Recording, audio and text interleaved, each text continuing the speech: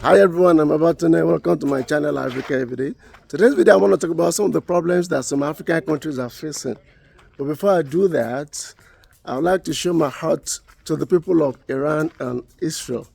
The war that is going on there now. Ordinary people, they are the victims of this kind of wars. I just wish the United States President Trump and and other powerful leaders can quickly solve these problems. A lot of hunger, destruction, families being torn apart. This it is not good for anyone. This is destructive. People of the world, the powerful ones, they should come to their aid. I know that the causes of the war, it's been centuries. The issue that they are fighting over has been centuries. But I believe it can be resolved if everybody knows that I'm talking about the leaders now. If they are willing to make some sacrifices because of their people, so they can come to a resolution. Coming to a resolution is hard, I know, because some of them are going to make some sacrifices. Nevertheless, they can still come to a resolution. Killings, wars, conflict, these are terrible things for human race. We've been doing this with ourselves since the birth of our human race. All right, that's it about that. Before I continue the initial topic, special thanks to my patron for supporting my channel. Thank you very much. I really appreciate you guys. Without your support, all this would not be possible. I really appreciate you guys from the deepest part of my heart. Remember, you can also support me for as low as $1. If you can't do that, you can decide to buy me cups of coffee. The support is highly appreciated. And don't forget, the link to do that will be in the description of the video. All right.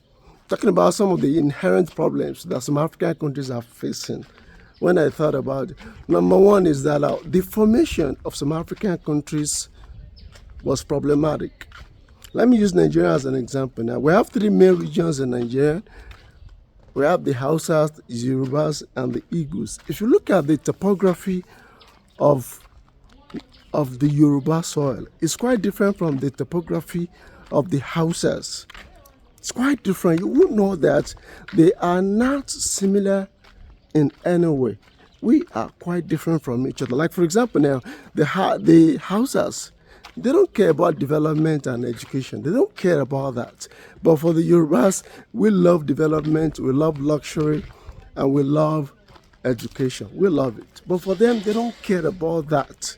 They don't care. All they want is to eat, struggle in life, and to continue living the life. They don't care whether there is power supply to them, whether there are good roads. They don't care about that.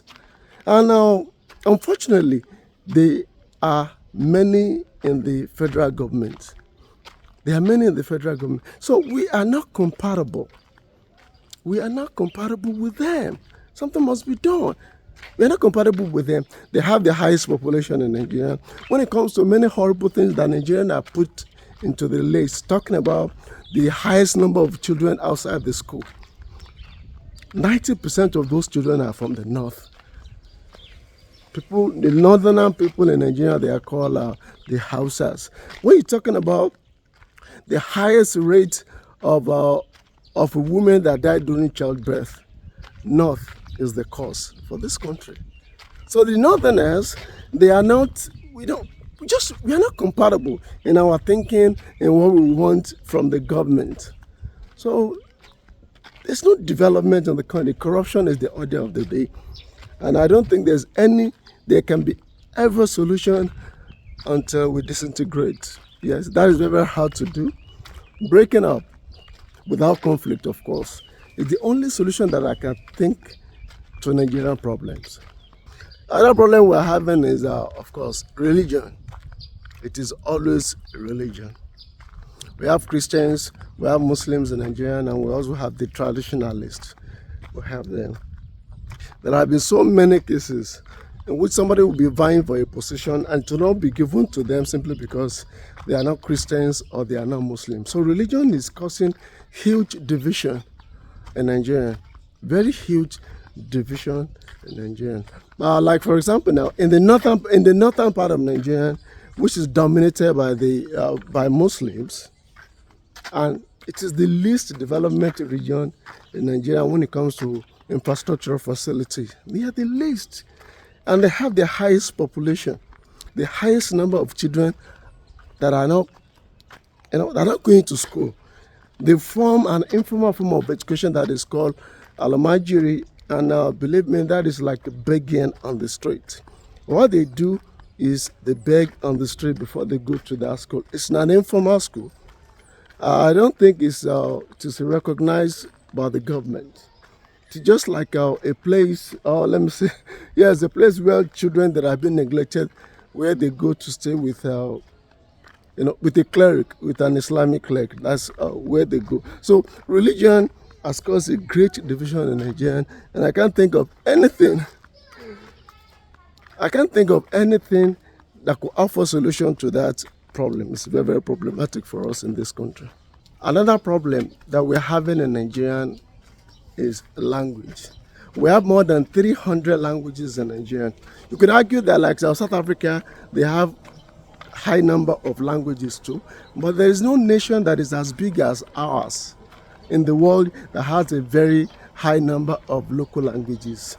In fact, this is the main reason why we use English language as our official language in Nigeria, because of the very high number of local language that we have.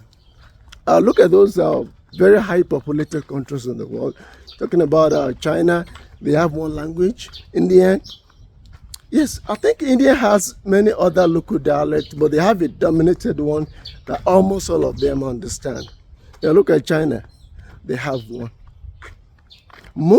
Or Indonesia, that also has a very high population. They have one or two languages there. But in Nigeria, we have more than 100. As a result, spoken English has now become a sign of being educated in Nigeria. If you can't speak English, it is tantamount, people will see you as being uneducated. And I don't believe that is fair, because education is far beyond what you speak. The skills is also part of it. All right, these are the 3 points that I'll be talking about for today's video. Remember, you can support me by becoming one of my patrons. Your support is highly appreciated. And I'll like, comment, and share the video. If you have any question, please let me know in the comment section below. And I hope to see you guys next time. Bye.